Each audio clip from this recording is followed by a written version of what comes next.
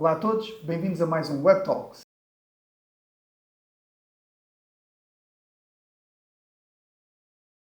Meu nome é Fernando Félix e hoje tenho o Tomás Delf, designer, artista e empreendedor. Tomás, uma pequena apresentação tua para quem está a ver. Uma pequena apresentação minha. Então, sou designer e artista, também empreendedor. Sempre estive envolvido a criar empresas, negócios. Atualmente tenho a agência de branding e também sou artista, portanto tenho a minha exploração artística pessoal, física, e depois tenho a parte virtual, que é aquilo que vamos falar aqui hoje, que é a Aya Mind. E antes de mais, obrigado pelo convite, por estarmos aqui a falar hoje, Félix. E penso que sim. É isso. Então vamos começar já por aí. Este projeto novo que tu tens, chamado Aya Mind, é um artista digital, não é? É um artista com inteligência artificial. Fala-nos um bocadinho disto. Ok. Então, basicamente, é um computador que utiliza a inteligência artificial para desenvolver conceitos artísticos, explorar esses conceitos artísticos e depois desenvolver uma imagem digital, que é a obra, digamos assim, em pintura digital. E, portanto, é praticamente a simulação da criação e da conceptualização artística como um ser humano faz. E, portanto, é um artista. Pronto. Obviamente não é equiparado a um artista real, porque um artista envolve-se com a matéria, com as tintas, percebe o seu próprio estilo de pintura e vai muito mais além. Mas aqui é o início disso, ou seja, é parte apenas do cérebro, é uma recriação de um cérebro, utilizando a tal inteligência artificial para produzir conceitos e obras digitais. Onde é que tu veio esta ideia? Como é que te inspiraste para criar isto? Esta ideia veio assim um bocado maluca, como aparecem todas as ideias na minha cabeça normalmente, né? Normalmente antes de dormir, que é quando estás naquela fase estranha do sonho, que não é sonho, e depois apontas as ideias.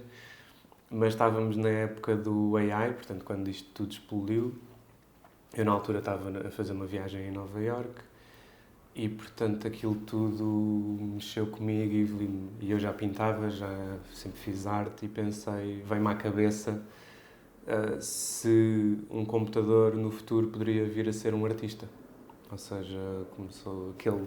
Vem um pouco também do receio dos computadores virem substituir os nossos trabalhos e eu quis, de certa forma, provar que sim ou que não, perceber por mim próprio. Então comecei a explorar, entretanto contactei-vos, porque a ideia ganhou alguma dimensão e realismo, percebi que era possível executar e depois foi trabalhar para fazer acontecer. Como é que as pessoas podem usar isto? Isto não é uma aplicação, ou seja, não está online, não é? Sim. Portanto, a tua ideia também é diferente, porque está toda a gente a falar em inteligência artificial, fazer coisas online, então nós estamos sempre à espera de encontrar uma app para fazer download. Mas isto não é uma app para fazer download, certo? Exatamente, sim.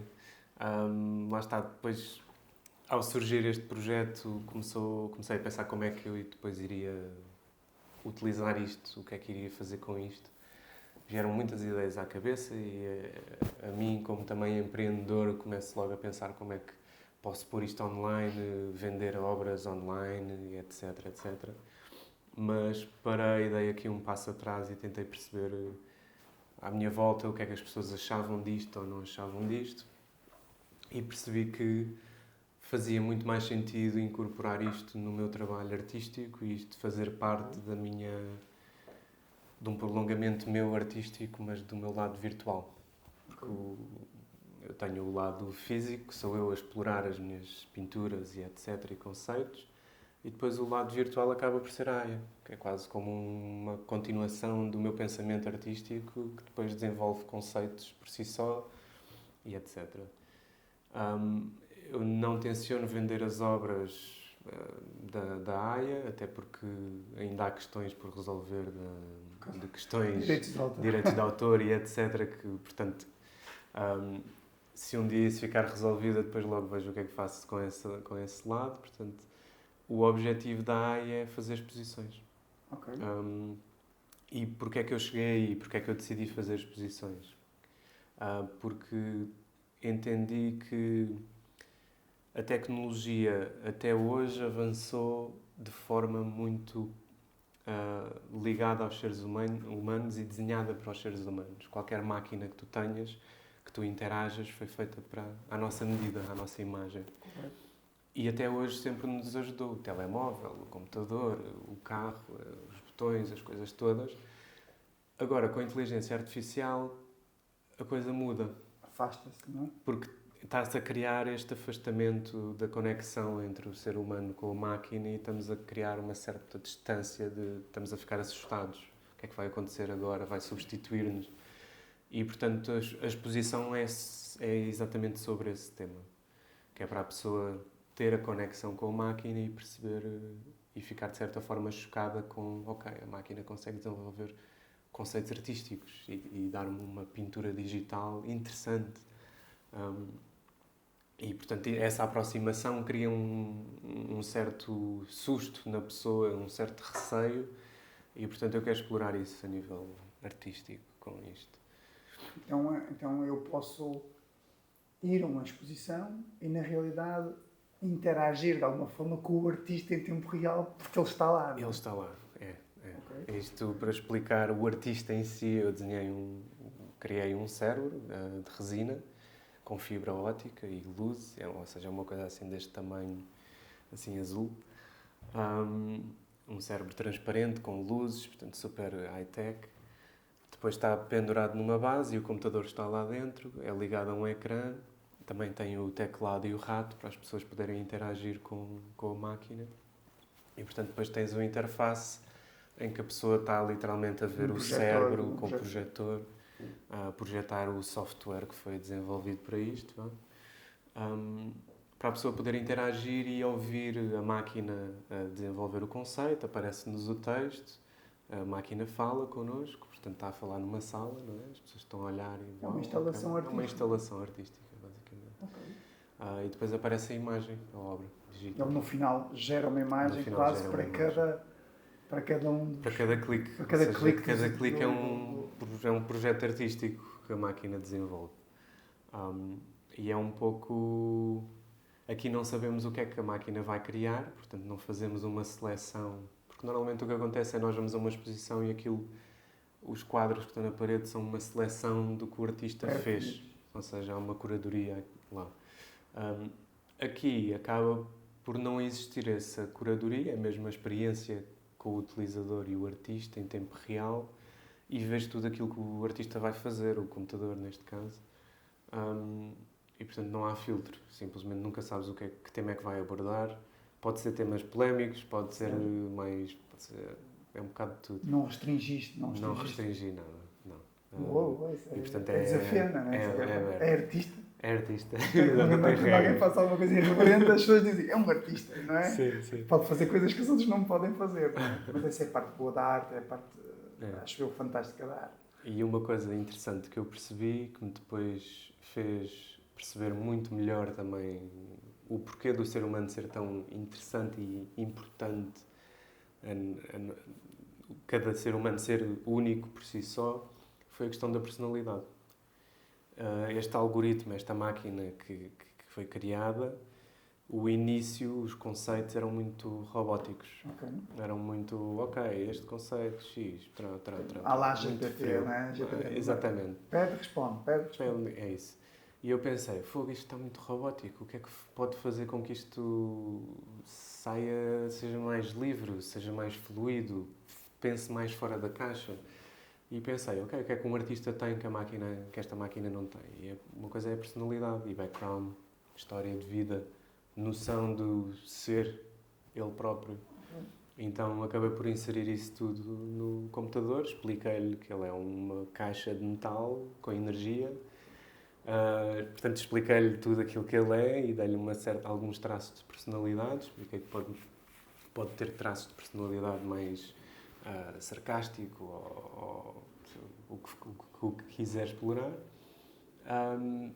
E isso acabou por melhorar imenso as obras, o trabalho. Não só o conceptual do texto que aparece, mas por si só, como o conceptual está ligado à imagem, a própria imagem, a composição e etc. melhorou. Ou seja, o prompt... Storytelling do Exatamente. prompt ficou melhor logo Fica a melhor. resposta. Porquê? Porque ele tem personalidade. Em vez de dizer eu quero uma personagem aqui, né, uma figuração, uma tela, não, eu quero a personagem com cara de mau, com não sei o quê, fazer... Então fica melhor. Boa. Isto, o que estás a dizer é fantástico, porque é a primeira vez que eu acho, pelo menos estou a ouvir, que há aqui uma ligação direta entre arte, inteligência artificial e o utilizador final no seu espaço real. Porque tudo isto não tem acontecido nos computadores das pessoas. Sim. E acho que é a primeira vez que eu estou a ouvir que nós conseguimos sair do computador das pessoas e estamos verdadeiramente a explorar. Claro, depois o quadro não existe, mas bastava que tu tivesse uma impressora gigantesca lá no sítio e imprimias o quadro. Também dava para fazer isso. Ou até pintávamos o quadro com uma série de mini robozinhos a pintar. Há uma tendência, a inteligência artificial está para ficar. Nós aqui no podcast temos falado várias vezes sobre isto. Isto tudo está a transformar estas indústrias. Não é? A indústria estão todas a mudar. Sim. Como é que tu vês esta transformação a acontecer agora? Eu estou a falar em várias áreas. Educação, saúde, artístico, entretenimento. O que é que na tua cabeça? É assim... Vai. É uma boa pergunta. Porque aquilo que eu fui capaz de fazer com pouco investimento, acho que já é brutal. Já é revolucionário. É um passo grande.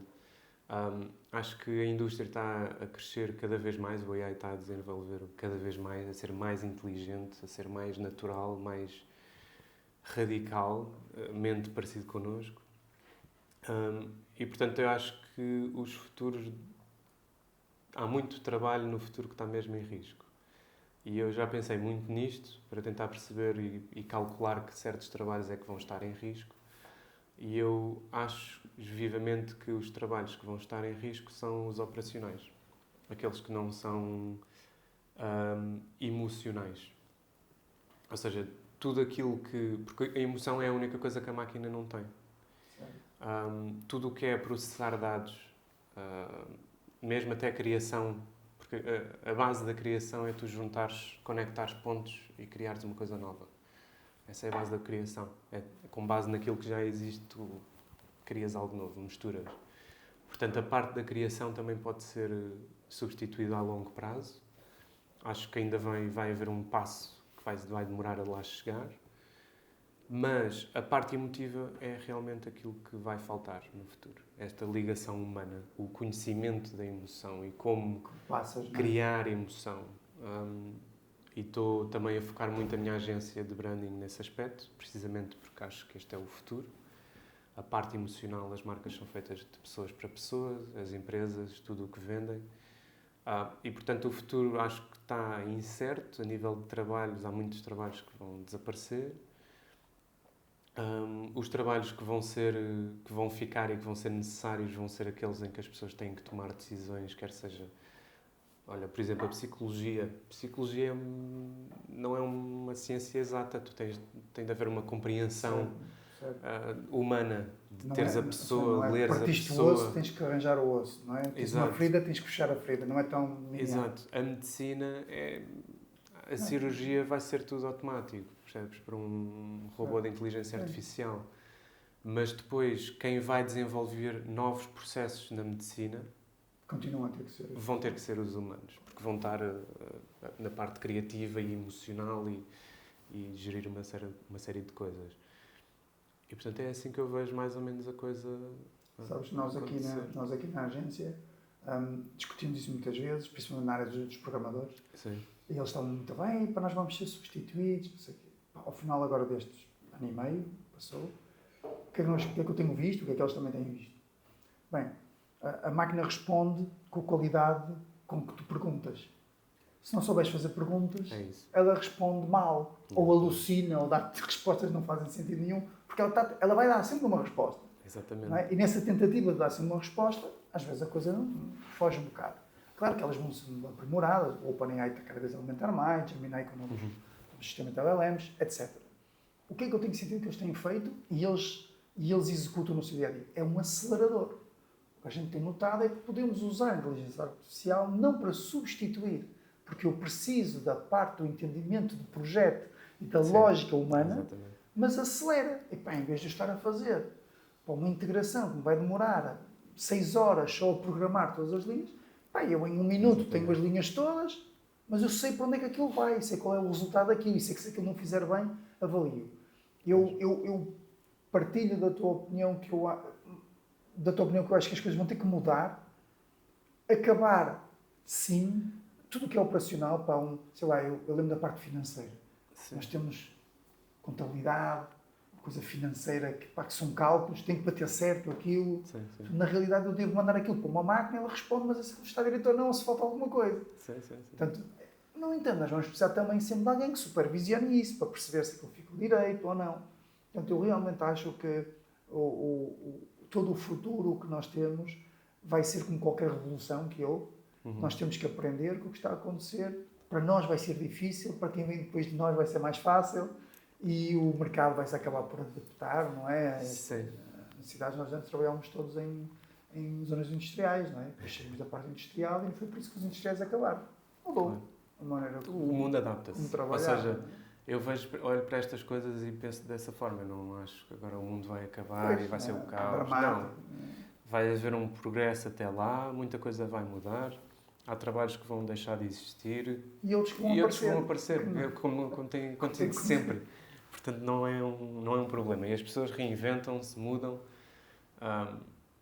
Mas é isso, eu concordo com isso que estás a dizer. Ou seja, há muito trabalho que vai deixar de existir precisamente porque os líderes de projeto, digamos assim, quem gera as equipas, vão passar a gerir a máquina. Vão ter que saber muito bem trabalhar com o AI. Né? Os chamados agentes, não é? Ter os agentes específicos para cada coisa. Ou seja, o cliente vai vir ter contigo, quer um website XPTO e tu, que és o expert na matéria e o web design e tens a tua equipa, que são os cérebros que pensam o projeto, em vez de depois darem a alguém para estar 20 horas a programar à mão, essa parte da execução provavelmente é acelerada.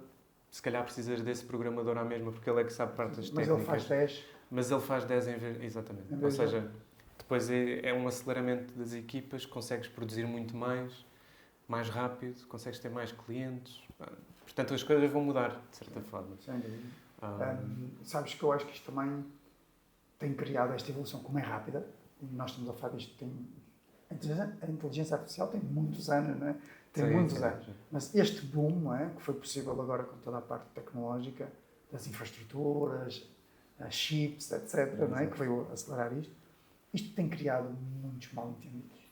Qual é que tu achas assim, que tem sido o pior deles todos, que as pessoas estão a dizer? À parte de que vamos todos morrer e que as máquinas vêm... O maior mal-entendido do AI. Sim. Como assim? Diz-me, explica-me assim... Sim, o mais normal é, pronto, os robôs vão dominar o mundo e agora, meu Deus, no outro dia ouvi alguém dizer, então nós não vimos todos o Exterminador Implacável? Porquê é que a gente está a caminhar para lá? Olha, coisas deste género. Sim, eu estou a perceber. Vou contar um episódio que aconteceu com o Luís, enquanto estávamos a programar a máquina ali a fazer uma série de coisas. A máquina não estava a funcionar bem e, entretanto, nós não estávamos a perceber porquê e depois ele lá descobriu, era isto, então... E nós, no meio da conversa, falámos de nós não sermos... Se isto fosse feito por inteligência artificial, que seria muito mais rápido e nós somos macacos e etc. E depois a máquina, quando pusemos start, o conceito que desenvolveu foi muito ligado com esta questão dos macacos e da inteligência e da hierarquia. E, portanto, nós olhávamos para o outro e ficámos um bocado assustados a pensar, será que... Estava a ouvir? Estava a ouvir, meu? O que é que aconteceu aqui? E, portanto, eu não faço ideia se alguém sabe de certeza o que é a inteligência artificial. Okay. Ou seja, deixa essa possibilidade em aberto. Estás a ver? Entendi. Ou seja, há teorias da conspiração, claro, mas na verdade nós também não compreendemos o nosso cérebro a 100%. Correto. Ou seja, como é que nós somos capazes de compreender o que estamos ali a fazer a nível de energia e processamento de dados a 100%? Será que há ali algum alguma percentagem de desconhecimento técnico que ninguém ainda sabe e que se calhar a máquina tem até sentimentos. Eu, a última que eu li sobre isso, e não tenho a certeza se isto é verdade ou não, ou se era fake news, uma destas grandes empresas mundiais tinha 2 sistemas de inteligência artificial a falarem um com o outro. Exato. E pelo que eu li, eles começaram a criar linguagens próprias. Começaram a falar uma língua a própria falar, deles. sim, deles. Exatamente. E eles decidiram fazer shutdown ao projeto. Yeah. Houve um momento que foram ultrapassados. Acho que isso foi o Facebook. Pois eu não tenho a certeza se foi a Meta ou não, mas sim, mas isso, eu não sei, aí está, não sei a veracidade disto, mas essa eu acho que é o mal-entendido que é preocupante. Que é preocupante. Se isso aconteceu, quer dizer então que realmente houve ali uma capacidade que escapou ao controle humano.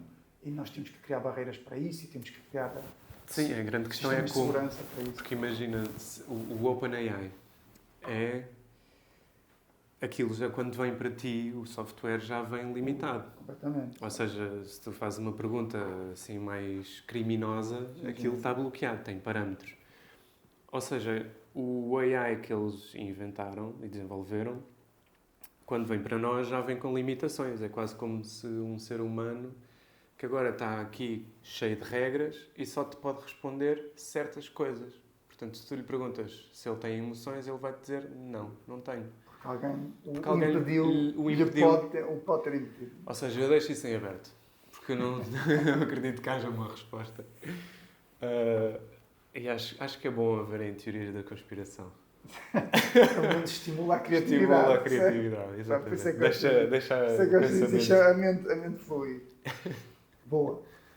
À parte do IAMind, estás a explorar mais alguma outra coisa assim na área de inteligência artificial, nos teus tempos livres ou na tua... Não, já tive a pensar como é que poderia utilizar a inteligência artificial no meu trabalho. Okay. Na realidade, faço uso da inteligência artificial quase como uma terceira layer para reconfirmar certas coisas no trabalho ou num projeto.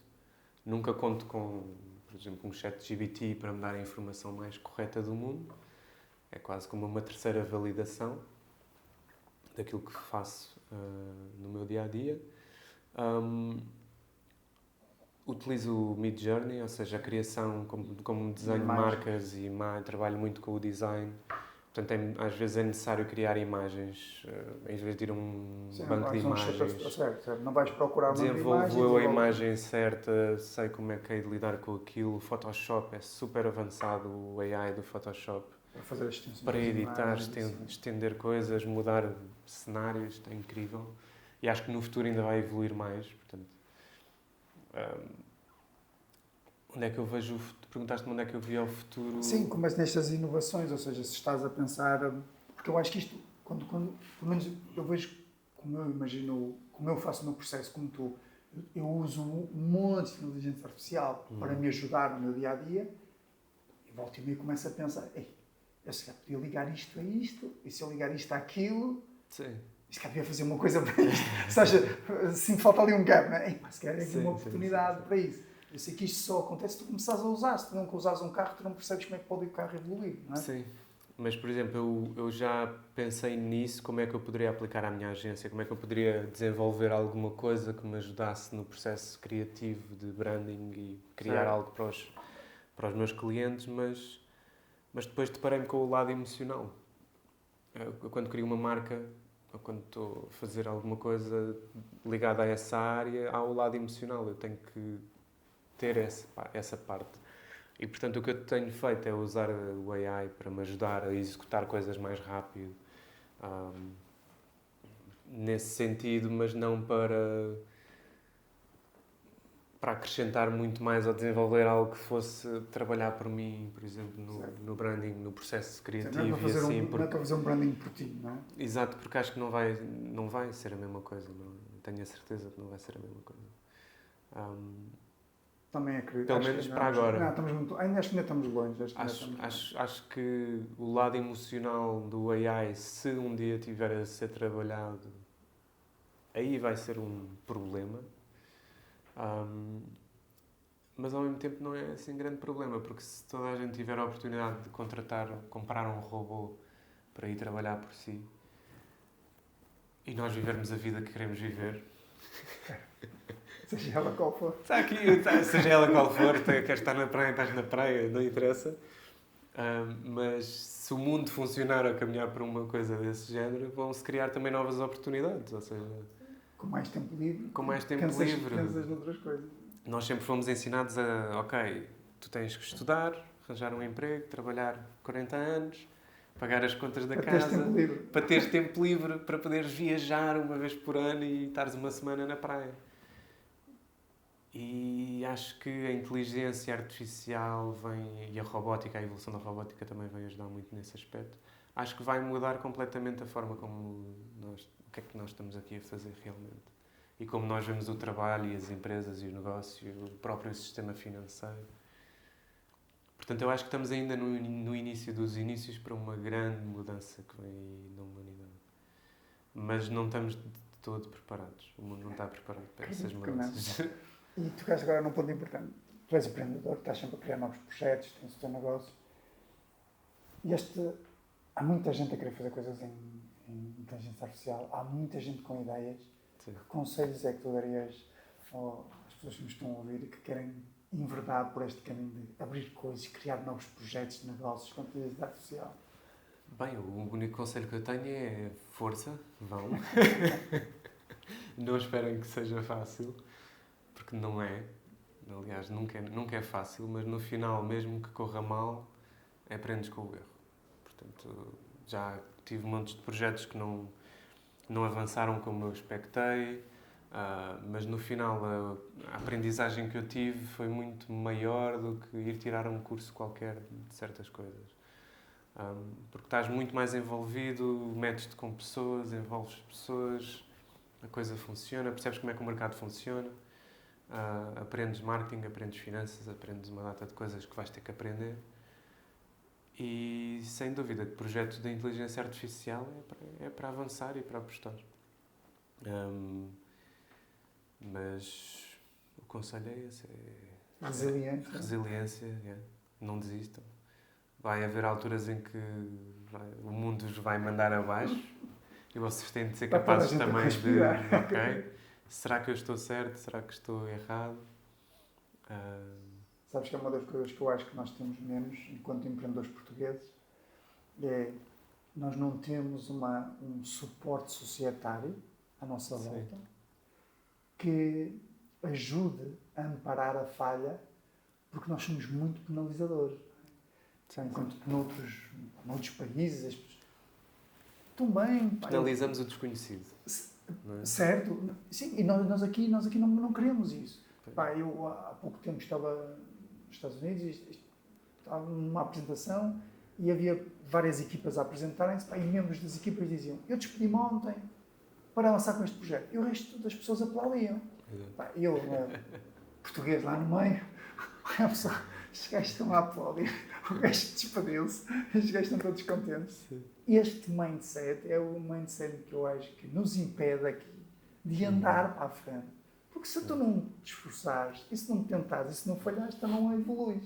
E se tu queres evoluir, vai custar um bocado, mas tens que continuar. E quanto mais rápido tu caís, mais rápido tu te levantas e segues para o próximo. Exatamente. E ficas mais resistente.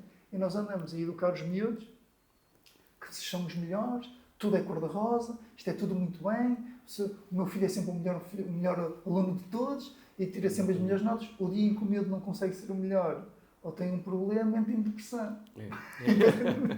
Porque não estão ensinados a aprender a falhar. Esta falha é importante. Falhar que é isto, magoaste, levanta-te outra vez. Siga, vamos lá. E é duro, é resiliência. No nosso tempo, nós não somos muito mais velhos do que esta nova geração, mas nós temos mais idade. Não era assim. Era levantaste, a próxima tem cuidado. Aprendeste. Não passas a mesma coisa. E eu acho que isto depois passa para a parte empresarial. As pessoas têm medo de testar. Não posso fechar a minha empresa. Porquê que não podes fechar a tua empresa? Porque senão depois as pessoas vão olhar para mim, porque se eu sou um falhado, não vês nada. Fechaste a tua empresa porque não queres gastar mais dinheiro e não queres continuar a errar. Pronto, muda para outro negócio, investe noutra coisa. E eu acho que falta este estímulo. As pessoas têm que ouvir. Existe muito. Existe muito. Tiveste estigma, não é? De cima da, É. de cima da nossa cabeça. Mas eu não acho que vá mudar Não é? assim tão facilmente. Porque é cultural. Pois. Cultura, mudar a cultura, Séculos. demora. Gerações e gerações. E acho que é precisamente por isso que Portugal está muito atrás. E depois há outros sentimentos. Por exemplo, quando já foste a Nova Iorque, eu quando fui lá a primeira vez e olhei para os edifícios, como empreendedor eu pensei, se eu abrisse um restaurante aqui, eu não ia abrir um restaurantezinho. Ia-te sentir pequeno. Portanto, a própria dimensão da cidade obriga-te a pensar grande. Percebes? A sonhar o mais alto possível. Porque tens um gajo que é o Elon Musk que vai ao espaço. Assim com foguetões todos os meses, se for preciso.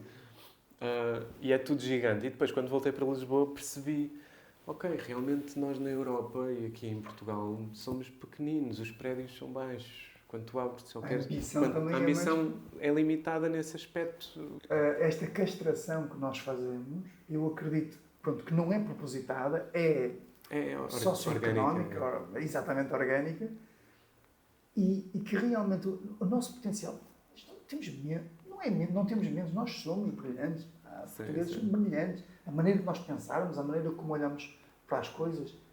Agora, o nosso país, o nosso espaço à volta não nos dá, não sei mais. E também historicamente, nós tivemos uma ditadura, verdade, não foi assim, não foi assim há tanto tempo.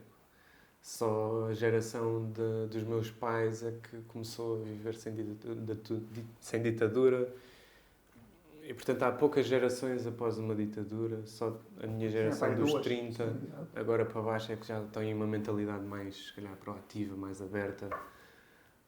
Que lá fora já existe há anos, há séculos. Portanto, sim. Nova Iorque já tem esta mentalidade desde 1700. Não foi criada. Portanto, ele já pensou assim há 300 anos. Há muitos anos. Portanto, é difícil. É difícil nós acompanharmos. Mas... já em forma de encerramento, que visões é que tens? Tens próximos passos? Tens futuro para o IAMine? Pensas em alguma coisa que possas fazer para a frente com o projeto? Sim. O objetivo é fazer exposições e permitir que as pessoas interajam. E eu gostava de fazer a máquina evoluir, mas pronto, isso tem custos e é um investimento que agora também não tenho capacidade para o fazer. Mas eu gostava de evoluir a máquina a um ponto das pinturas serem pintadas por um robô. Que já estive a fazer um teste com uma empresa nos Estados Unidos de robótica para fazer as pinturas do braço com um braço robótico. E gostava de evoluir a máquina, o computador em si, de forma a que ele tivesse noção de todo o trabalho conceptual que queria e que pudesse desenvolver o cérebro do artista para ser o mais próximo possível, para que fosse um artista que tivesse realmente a explorar alguma coisa no momento enquanto está a ver, porque nós como artista temos uma base de dados que é a nossa experiência, não é? Eu ando na rua, vejo, falo com as pessoas, isso tudo está na minha memória. Mais ninguém no mundo tem a visão do mundo que eu tive, as experiências que tive, as coisas que vi e interpretei à minha maneira, consoante a minha personalidade. E, portanto, este computador tem como base de dados o OpenAI, portanto, a informação na net, e etc. Mas não tem vivência, portanto, nunca andou na rua e sofreu bullying, por exemplo. Para poder um dia pintar sobre isso. Para poder um dia ter alguma energia sobre isso e pensar, olha, vou pintar sobre isto. Ou outras situações quaisquer. Portanto, eu gostava de poder evoluir a máquina nesse aspecto. É quase um sonho que eu tenho, só para perceber onde é que a coisa vai, o que é que depois é criado a nível conceptual e artístico, depois de desenvolver isso. E acho que ao desenvolver isso ia perceber muito melhor como é que o cérebro humano também funciona. E poderíamos até descobrir coisas novas no caminho. Sem dúvida. Era bom. Sem dúvida. Tomás, muito obrigado por teres vindo aqui. Acho que foi muito elucidante para toda a gente perceber que, afinal, a inteligência artificial não é só tecnologia, aplicações e que pode ser realmente usado no nosso dia-a-dia e como forma de entretenimento e arte. Exato. Obrigado. Obrigado. Obrigado a todos. Espero voltar-vos a ver no próximo episódio. Até à próxima.